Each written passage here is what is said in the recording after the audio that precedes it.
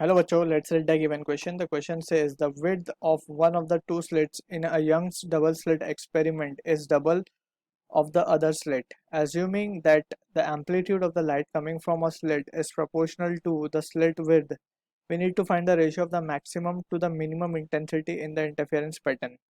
So यहाँ पे we need to understand some relation that is important or we can solve using that those relation. So यहाँ पे हमें पता होना चाहिए कि जो इंटेंसिटी है वो डायरेक्टली प्रोपोर्शनल होती है स्क्वायर ऑफ एम्पलीट्यूड को.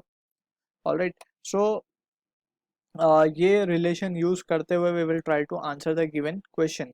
अब हमें क्वेश्चन में गिवन है कि स्लिट विड्थ एक का दूसरे से डबल है. So we can write those conditions over here. So यहाँ पे लिख सकते हैं let's say slit width slit one का is twice of slit width of second slit. Alright, अब हमें पता है कि एम्पलीट्यूड भी जो है वो रिलेशन में दिया है डायरेक्टली विद स्लिट विड.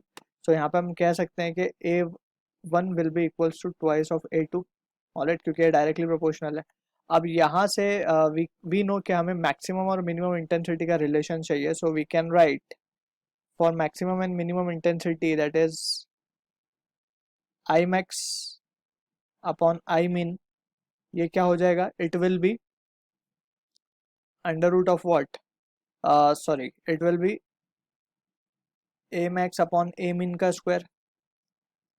और ए मैक्स क्या होता है? It is A1 plus A2. और ए मिन क्या होता है? A1 minus A2 the whole square. Alright, अब यहाँ पे जस्ट हमें क्या करना है? रिलेशन सब्स्टिट्यूट कर देना है. So we will have A1 की जगह पर we will substitute twice A2.